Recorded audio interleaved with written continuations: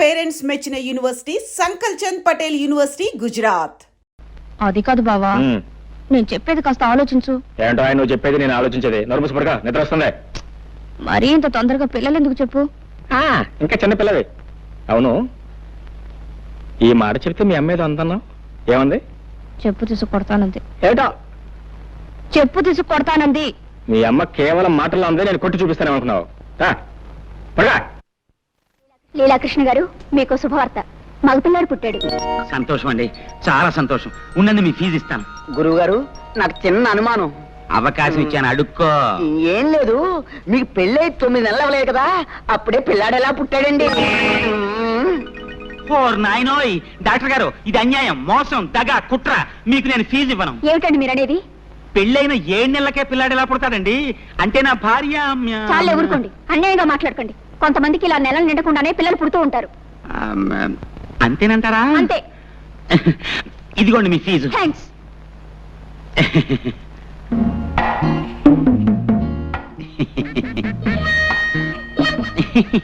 చీ చీ చీ చీ చీ.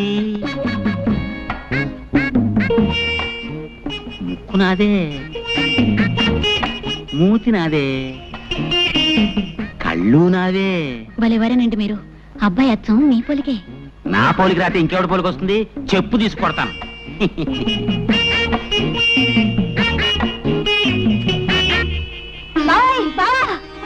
ఏంటే ఏంటే ఏంటే? అయ్యో అయ్యో ఏంటే? ఈ మహారాజు గారికి మహాలక్ష్మి పుట్టింది. నా కూతురు పుట్టిందా? ఇదిగో ఈ 100 రూపాయలు తీసుకుని మీ ఇష్టం వచ్చిన సరదాలు ఏమైనా చేసుకోండి.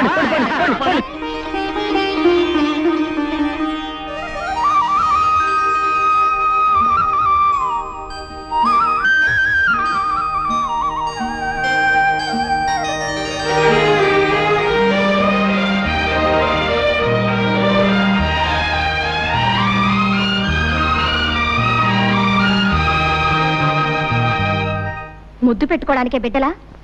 ఎలాగైతే కన్నావులే గొప్పగా. పిల్లకి స్నానం చేయించడం కూడా రాకపోతే ఎలా? ప్రతిరోజు ఎవరొస్తారు ఈ పనులన్నీ చేయడానికి? చిచి, ఇదంతా నాకు అలవాట్లేదు. ఆహా, నాకు మాత్రం ఉందా? నేనేమన్నా 5-6 కన్నానా? ఆడదన్న తర్వాత ఇవన్నీ తనంతట తనే నేర్చుకోవాలి.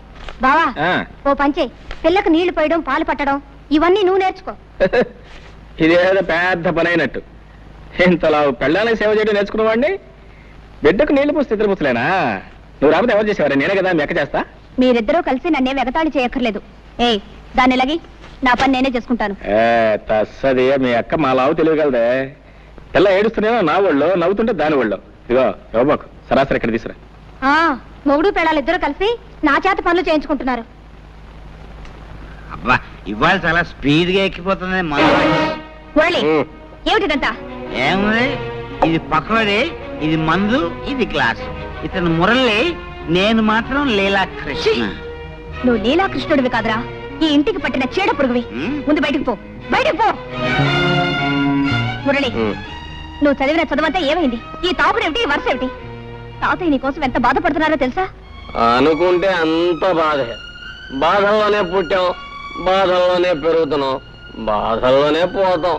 అసలు ఈ ప్రపంచమే బాధల్లో ఉంది. మురళి, నువ్విప్పుడు మత్తులో ఉన్నావు. నేనేం చెప్పినా అర్థం కాదు. మరోసారి నువ్వు తాగేవని మాత్రం నాకు తెలియకూడదు. చూసావమ్మా వాడెంత చెడిపోయాడు. అవన్నీ తర్వాత ఆలోచిద్దాం. ముందు మందు తాగు తాతయ్య. వద్దమ్మా, ఈ మందు తాగి నేను ఆరోగ్యవంతున్నై వాడి దౌర్భాగ్యం కళ్ళారా చూడాలా? పూర్వ జన్మలో నేనేదో మహాపాపం చేసి ఉంటానమ్మా. అందుకనే ఆ భగవంతుడు మనవణ్ణి నాకు విడిచిపెట్టి ఉన్న కొడుకుని కోడల్ని తీసుకుని వెళ్ళిపోయాడు. అయినా తట్టుకున్నాను. నా ప్రాణంతో సమానంగా వాడిని పెంచి పెద్ద చేశాను. నేను పోయిన తర్వాత అంత ప్రేమగా చూసుకునే నువ్వైనా ఇంటికి కోడలిగా వస్తావు. కానీ భగవంతుడు ఆశ కూడా నెరవేర్చలేదమ్మా. ఏమిటి తాతయ్య నువ్వు అనేది? అవునమ్మా, మురళికి నువ్వంటే ప్రాణం. నిన్నే పెళ్లి చేసుకుంటానని నాతో చెప్పాడు. ఆ విషయం మీ నాన్నతో మాట్లాడదామని ఆ రోజు మీ ఇంటికి వచ్చేసరికి నీ పెళ్లి విషయం మీ నాన్న నలుగురిలో నిర్ణయం చేశాడమ్మా. చూశావమ్మా, భగవంతుడు ఎలా మనుషులతో ఆడుకుంటాడు. మనం కోరుకున్నది దక్కనివ్వడు, దక్కింది దొరకనివ్వడు. నేను ఆ రోజు 4 అడుగులు చురుగ్గా వేసి ఉంటే నువ్వే ఇంటి కోడలివై ఉండేదానివి. వాడు నిన్ను మర్చిపోను లేక మరొక పెళ్లి చేసుకోను లేక కుమిలిపోతున్నాడు. తాగుడుకు బానిసయి వాడి ఆరోగ్యం సర్వనాశనం చేసుకుంటున్నాడు. వాడిని ఆ స్థితిలో చూస్తూ నేను ఎలా బ్రతకగలనమ్మా? తాతయ్య ఊరుకో. అమ్మా జానకి, నువ్వు నాకు ఒక మాట ఇవ్వమ్మా. ఏమిటి తాతయ్య? నేను పోయిన తర్వాత వాడిని జాగ్రత్తగా చూసుకుంటానని, వాడి బ్రతుకు బండర కాకుండా మనిషిని చేసి ఒక దారిలో పెడతానని నాకు మాట ఇవ్వమ్మా. అలాగే తాతయ్య. జానకే,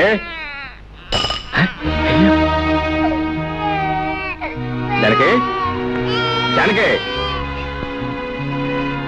జానకే, జానకే, ఎక్కడా ఎక్కడా నువ్వు?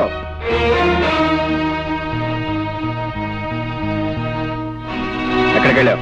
తాతయ్య గారింటికి వెళ్ళాను. ఈ శనిగ్రహం అప్పుడే లేచిపోయిందా? ఎవరు శనిగ్రహం? ఎవరు శనిగ్రహం? పసిబిడ్డను ఇంట్లో ఒంటరిగా వదిలిపెట్టి పెత్తనాలకు వెళ్ళిన చాలక ఇంకా శనిగ్రహం అంటున్నావా? శనిగ్రహం అని. నేను వెళ్ళేటప్పటికి నిద్రపోతుంది. అవును, నువ్వు వెళ్ళేటప్పుడు నిద్రపోతుందని నువ్వు ఇంటికి వచ్చే వరకు నిద్రపోతూనే ఉంటుంది అనుకున్నావా? నేను రావటం కొంచెం ఆలస్యం ఏమైతే తెలుసా? ఉయ్యాలంచి కింద పడేది. ఉయ్యాల నుంచి కాకపోతే మేడ నుంచి పడ్డానికి మనకి మేడలు లేవుగా. తప్పు చేసిన కాకుండా ఏమిటా పెడసరుపు సమాధానం? తాతయ్య కొంట్లో బాలేదు. అవన్నీ సర్దుకొని వచ్చేసరికి ఆలస్యమైంది. తాతయ్య తాతయ్య మాట్లాడితే తాతయ్య ఒకటి దొరికాడు. ఇదిగో, నీ తాతయ్య చాలా డబ్బున్నాడు. నువ్వు వెళ్ళినా వెళ్ళకపోయినా ఆయన చూసుకోవడానికి 10 మంది నౌకర్లు ఉన్నారు. నువ్వు ఆయన గురించి ప్రత్యేకంగా ఏం తాపత్రపడాల్సిన అవసరం లేదు. ఇదిగో చెప్తున్నాను, నువ్వు మళ్ళీ ఆ ఇంట్లో అడుగు పెట్టడానికి వీల్లేదు. ఎందుకు వెళ్ళలేదు? వీల్లేదంతే. వెళ్తే ఏం చేస్తావు? పళ్ళు రాలగొడతాను.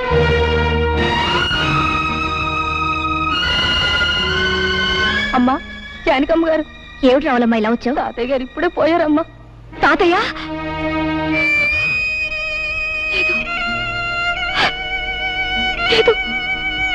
ఏంటి, తాతయ్య గారు పోయారు? అవును బాబు. ఎప్పుడు? ఇప్పుడే. సరే నువ్వు వెళ్ళి, మేము వస్తాం. చూసొద్దాం పద. ఎందుకు? బ్రతికున్న మనిషిని చూడడానికి వెళ్తే పళ్ళు రాలగొడతానన్నావుగా. ఇప్పుడు ఆ శవాన్ని ఆఖరి చూపులు చూడడానికి వెళ్ళాలా? నీ మనసు ఇప్పుడు శాంతించిందా? నేను రాను, నువ్వు వెళ్ళు. నీ కూతురు కాపురం ముచ్చట్లు విన్నావా? ఏమిటండి? అల్లుడి మంచితనం చూసుకుని ఇష్టం వచ్చినట్టు పిచ్చి పిచ్చి వేషాలు వేస్తుందట. ఎవరు చెప్పారు మీకు? మన సంగతులు ఊరందరికీ తెలిసేదాకా మందాక రావు. ఒకసారి వెళ్ళి మందలించిరా. చిచి, వెధవ బ్రతికైపోయింది. ఓ సుఖం లేదు, సంతోషం లేదు.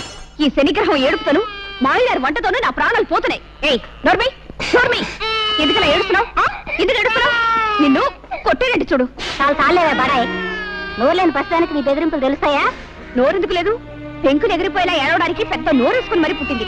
శని శని శనిగ్రహం అని. నోర్మై, ప్రస్తుతాన్ని పట్టుకుని శని శని అంటావు. బుద్ధి లేదు నీకు? ఆడదన్న తర్వాత కాస్త ఓర్పు సహనం ఉండాలి. కానీ అవతల బారేస్తే ఎదుగుతారా? నేను నీలాగే చిరాకు పడి ఉంటే ఇంత దాని అయ్యేదానివే.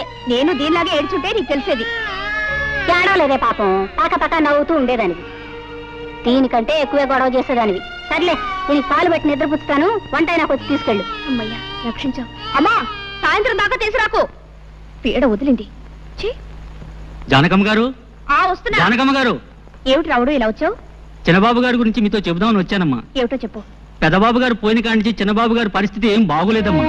24 గంటలు తాగుతూ సరిగ్గా భోజనం కూడా చేయటం లేదమ్మా. మీరైనా వచ్చి కాస్త మందలించండి అమ్మా.